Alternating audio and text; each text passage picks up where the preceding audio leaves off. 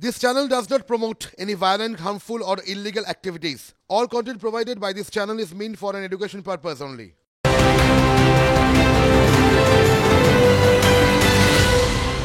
ব্রিগেডে তৃণমূল কংগ্রেসের জনগর্জন সভা। দেখুন, পরিষ্কার একটা কথা বলি, যখনই ব্রিগেড কেন্দ্রিক আলোচনা হয় তখন বামেরা বড়াই করে বলে যে তৃণমূল কংগ্রেস ক্ষমতা এসে গেছে, তারপরেও তো ব্রিগেড ডাকতে ভয় পায়, আমরা এত বছর ক্ষমতা নেই, আমরা ব্রিগেড ডাকি। বামেদের যুব সমাবেশ দেখেছিলাম আমরা, তারা ব্রিগেড কার্যত ভরিয়ে দিয়েছিলেন। আগামীকাল ভিড়টা কি হয় সেদিকে নজর রাখতে হবে, কিন্তু এছাড়াও অনেকগুলো চমক থাকছে ব্রিগেডের মঞ্চে। চট করে দেখাই একবার, পিসিআরকে বলবো বিগোয়ালে। দুর্নীতি অস্ত্র শান দিচ্ছে বিরোধীরা। কাল ব্রিগেডে পাল্টা তৃণমূলের জনগর্জন। সন্দেশখালী দুর্নীতি ঘরোয়া কোন্দলে জর্জরিত শাসক দল। লোকসভা ভোটের মুখে শক্তি প্রদর্শন করতে মরিয়া তৃণমূল কংগ্রেস। কর্মীদের চাঙ্গা করতে কি ঘোষণা করবেন তৃণমূল নেত্রী? বঙ্গ রাজনীতিতে আলোচনায় র্যাম্প রাজনীতি। তৃণমূলের ব্রিগেড ফ্যাশন শো কটাক্ষ করছেন বিরোধীরা। আমরা যাব, তবে ওই যে বলছিলাম তৃণমূল কংগ্রেস তাদের বিরুদ্ধে বিরোধীরা একযোগে বিভিন্ন অভিযোগ শানিয়ে যাচ্ছেন, দুর্নীতির অভিযোগ, সন্দেশখালী। ঠিক এই অবস্থায় বোধহয় তৃণমূল কংগ্রেস নেতৃত্ব যারা আছেন কেউ কেউ বিভিন্ন জেলার, তাদের মন্তব্য দলকে অস্বস্তিতে ফেলে দিয়েছে। আসবো আমরা মলয় মুখোপাধ্যায়, বীরভূমের নেতা, কার্যত অনুব্রত মণ্ডলের পরেই তিনি বোধহয় কোথাও গিয়ে ভোটে জেতার পাসওয়ার্ড, ভোটে জেতার ফর্মুলা বলেই দিয়েছেন প্রকাশ্যে। শুনুন আগে, তারপর আসবো আলোচনায়।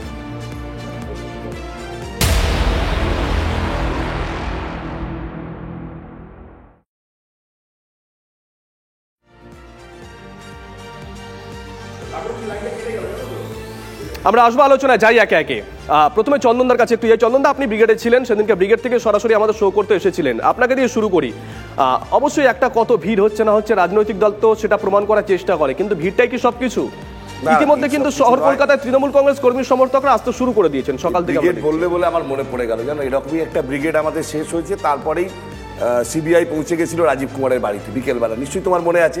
তো সেই রাজীব কুমারের লাল ডায়েরি, শাহজাহানের মোবাইল আর কাকুর কণ্ঠ, এই তিনটেকে এক জায়গায় মেলাও, তাহলে তুমি বুঝতে পারবে ব্রিগেডের ভিড়, মানুষকে বোঝানো, দুপক্ষ লড়াই করছে, তৃণমূল বিজেপি, এটা কি জন্য, এগুলো কোনোটারই সমাধান হয়নি, আজ পর্যন্ত কেউ জানতে পারেনি।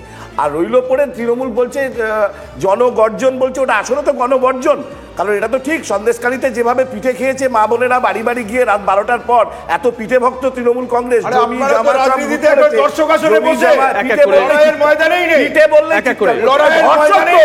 দর্শক তো নয়, লড়াই হবে এরপরেও চিৎকার করেন দর্শক। ঠিকই, আমরা দর্শক হতে পারি, কিন্তু ধর্ষক নই। তৃণমূল কংগ্রেস দর্শক নয়, কিন্তু পাক্কা ধর্ষক, যারা রাত 12টায় গিয়ে মহিলাদের ডেকে ডেকে পিঠে রান্না করতে। কথা বলি এবার হচ্ছে যে তৃণমূল কংগ্রেস কার্যত কালকে ভিড় হবে, আমি এরকম বলছি না যে ভিড় হবে, আপনি যাবে না। হ্যাঁ,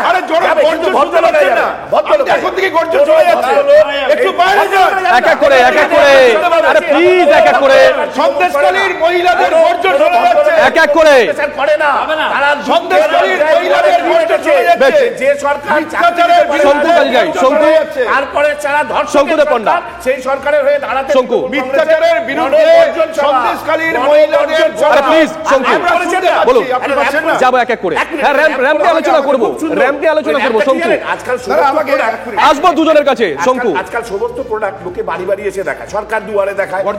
এই যে চোর, যা যতগুলো চোর, বুঝতে পেরেছি আপনি কি ইঙ্গিত করছেন। শঙ্কু, আরে প্লিজ শঙ্কু বলুন। এর জন্য এই র্যাম্পের উপর দিয়ে হাঁটাহাঁটি বলুন, প্রচারের বিরুদ্ধে গর্জন। আচ্ছা, আমার বক্তব্য হচ্ছে যে আমরা শুনেছিলাম যে চোরের মায়ের বড় গলা, এখন গলা উঁচিয়ে চোরেরা কথা বলে, এটাই স্বাভাবিক। তো সেই উঁচানোটাকেই কি গর্জন বলে এনারা সম্বোধিত করতে চেয়েছেন? যেখানে সরকারের 99% কাজ হয়ে গেছে, যেখানে এরা বলছেন যে মানুষের সমস্ত কাজ করে দিয়েছেন, তারপর কি এমন দরকার হলো যার জন্য গর্জন করতে হলো? অবশ্য আমায় মার্জনা করবেন, আমি ক্ষমা চেয়ে নিচ্ছি তৃণমূল নেতৃত্বদের কাছে। আমার অবশ্য বাংলা শব্দবন্ধ সম্পর্কে জ্ঞান খুব কম। সাধারণত গর্জন মানুষের হয় বলে আমার জানা নেই, বিশেষ প্রকৃতির প্রাণী, পশু, জন্তু, জানোয়ার, এদের গর্জন হয়। আপনারা নিজেদেরকে জানোয়ারের স্তরে উন্নীত করছেন কিনা এ নিয়ে আমার সন্দেহ আগে ছিল, কিন্তু নিজেরাই গর্জন করবার পর আমার সে সন্দেহ মিটে গেছে।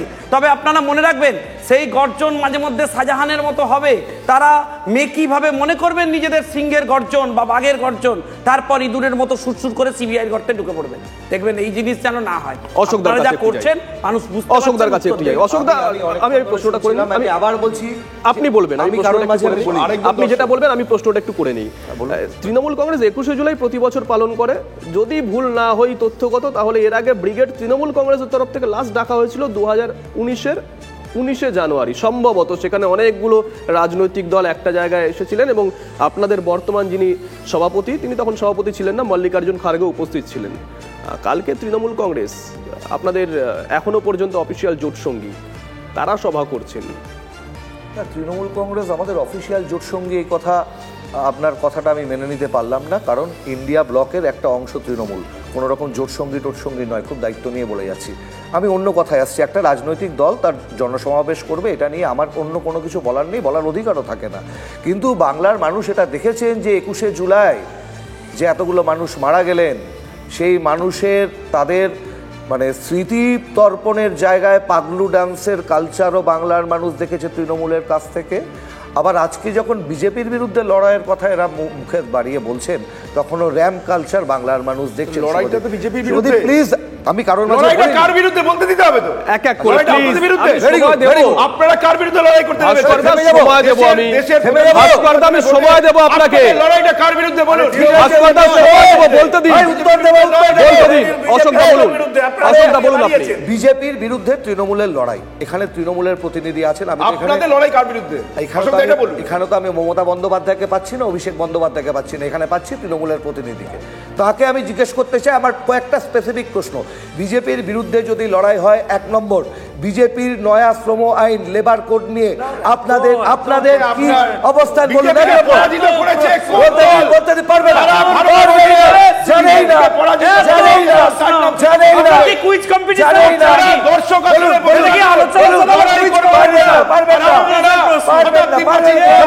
এক এক করে বলুন, অশোকদা বলুন। আচ্ছা, এবার 2 নম্বর কথা, এ রাজ্যের আলু চাষিরা, এ রাজ্যের পাট চাষিরা ন্যায্য মূল্য থেকে বঞ্চিত হচ্ছেন।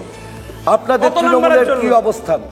আবার বলছি, তার মানে কি? তার মানে শুভদীপ, শ্রমিক, কৃষক যারা এত শতাংশ, আমরা মাত্র এই কয়েক শতাংশ, আমাদের কথাটাই শ্রমিকের কথা, কৃষকের কথা 30-20 আলোচনা করা যাবে না, তাহলে থামিয়ে দেবে না, আপনারা থামিয়ে দেবেন। আজকে ভাস্কর বাবু বলছেন, ভাস্কর বাবু বলছেন লড়াইয়ের কথা, তৃণমূল কংগ্রেসের লড়াইয়ের কথা। তৃণমূল কংগ্রেসের ওই যে ভোটে জেতার সহজ উপায়, আমরা ছোটবেলায় দেখতাম না যে অঙ্ক করার সহজ উপায়, ফর্মুলা, বোধহয় মলয় বাবু ফাঁস করে দিয়েছেন, বোধহয় ফাঁস করে দিয়েছেন। শোনাই একবার, শুনুন কি বলেছে। আর এটা আজকে বলতে গিয়ে স্কাইপটা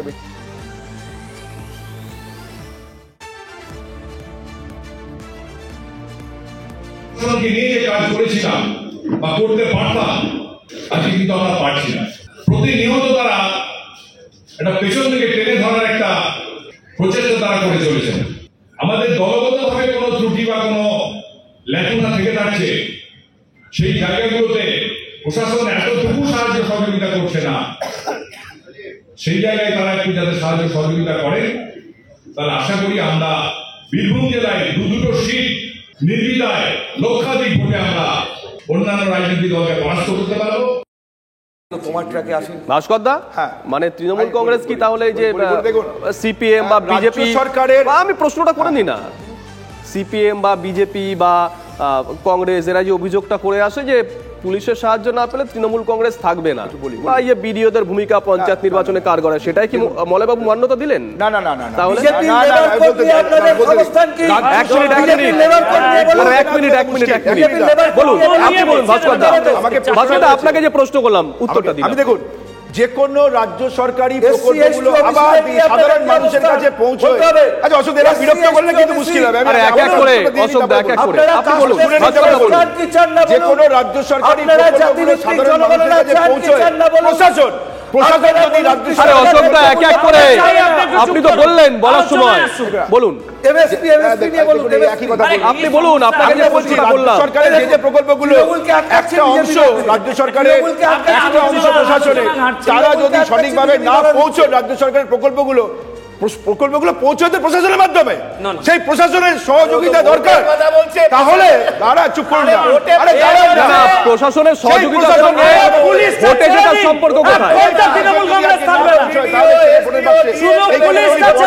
ক্লিয়ার করেছেন পরবর্তী সময় বলেছেন আপনারা কি মনে করেন প্রশাসন শুধু ভোটের সময় থাকে ভোটের বাইরে প্রশাসন থাকে না আর জানবেন ভোটের বাইরে ভোটের না না না আমাকে বলতে দেওয়া হয়নি যখন তখন বলতে দেওয়া আমাকে বলতে দেবেন তোমার কথা বলবো বলছি ঝন্টু বাবুর কাছে যাই ঝন্টু বাবু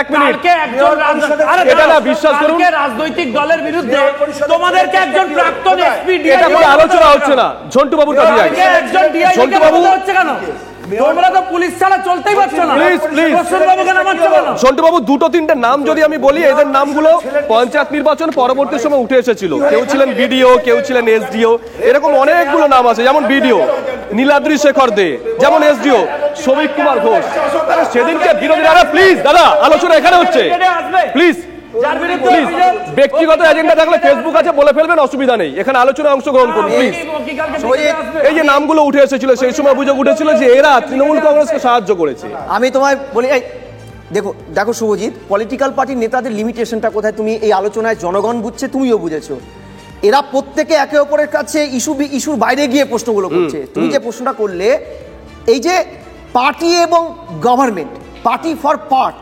গভর্নমেন্ট ফর অল পার্টি তো কিছু লোকের নির্বাচনে যেতে কিন্তু গভর্নমেন্টে যখন একটা পার্টি আসীন হয় তখন তো সবার হয় কিন্তু আমরা দেখছি যে এই যে পার্ট কথা বলতে না পুরো তৃণমূল কংগ্রেসই চালায় তৃণমূল কংগ্রেস আর সরকারের মধ্যে আস্তে আস্তে শঙ্কু দল আর প্রশাসন কার্যত আইডেন্টিফাইড সুপার ইম্পোজ করে দিয়েছে এবার ঠিক আপনি বলবেন এটা তো বেসিক একটা সেন্স একজন কথা বললে প্লিজ বাকিদের কথা বলতে নেই একটু শুনুন বিশ্লেষক কোনো রাজনৈতিক দলের লোক নন পার্টি এবং সরকারকে সুপার ইম্পোজ করে দিয়েছে তৃণমূল এটা তো অস্বীকারের জায়গা নেই তুমি যে নামগুলো বলছো নীলাদ্রি বাবুর আরেকটা পরিচয় কি তুমি জানো তিনি রোজ ভ্যালির কর্তা যিনি ছিলেন তার শালাবাবু আমি তোমাকে বলছি তার একটা পরিচয় হতে পারে দুর্ভাগ্য হোক সৌভাগ্য হোক তুমি খেয়াল করে দেখবে আমরা এই রাজনীতিতে দেখলাম প্রশাসন দলের হয়ে কাজ করে এমন একটা মৌতাদ গঠন করেছে শুভদীপ যে আমরা আইডেন্টিফাই করতে পারছি না দলের ক্যাডারকে প্রশাসনের ক্যাডারকে অশোকদা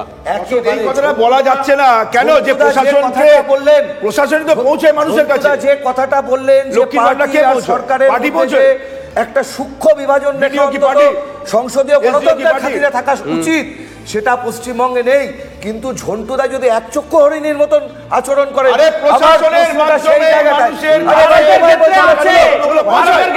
নরেন্দ্র মোদী দুটো সভা করেছে সরকারি কাজের জন্য আলাদা সভা রাজনীতির জন্য শিলিগুড়িতে জানতে চাইছি আরে আস্তে আস্তে কংগ্রেসের কাছে সব শিখবো না ঝন্টুদার কাছে জানতে চাইছি ঝন্টুদা সরকার তো প্রত্যেকের হবে কিন্তু আপনার যাদের হয়ে বকালবি করছেন ওই বিজেপির আদানি 10 সেকেন্ড বলে চন্দনদা কাছে 10 সেকেন্ড ঠিক না আপনি বলেন চন্দনদা কাছে বলুন ঝন্টুদা বলুন বলেছে প্রথম ওইটা ধরে নিয়ে বলুন ঝন্টুদা বলুন আপনি বলুন আপনি কোন জায়গায় আছেন তোমরা 1 মিনিট সময় দাও এত পড়াশোনা করে এসে অধ্যাপক হয়ে আমি 30 সেকেন্ড সময় পাই 30 সেকেন্ডে ভূভারতের সমস্ত ইস্যু বলার জায়গা নেই আমি তোমাকে বলছি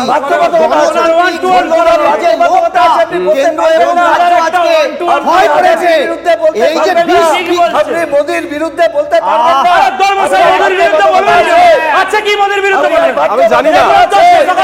আমি জানি না আমাদের এই শোতে প্রত্যেকে প্রশ্ন করা হয় এবং খুব আশ্চর্য পলিটিক্যাল পার্টি যারা এখানে রয়েছেন তারা ইস্যুর বাইরে গিয়ে তাদের নিজেদের মতো কথা বলে যাচ্ছেন দর্শকদের উপর ছেড়ে দিলাম যে আপনারা বলুন ইস্যুর বাইরে গিয়ে মানুষ কখন কথা বলে এক প্রশ্নের উত্তর কখন অন্য হয় চন্দনদা একটা কথা বলছি প্লিজ এসবিআই এর কর্তা তিনি তো একজন সরকারি কর্মচারী, প্রশাসন। তিনি এখনো পর্যন্ত ইলেকটোরাল বন্ডে কত টাকা নেওয়া হয়েছে, কোন কোন পার্টি নিয়েছে, সুপ্রিম কোর্ট বলার পরেও কোর্টে গিয়ে বলছেন না যে ভোটের পর বলবো, এখন বলতে পারবো না। Judice matter. তাহলে প্রশাসন এবং সরকার দিল্লিতেও যা, নিয়েছে, এখানেও তাই, এখানেও তাই।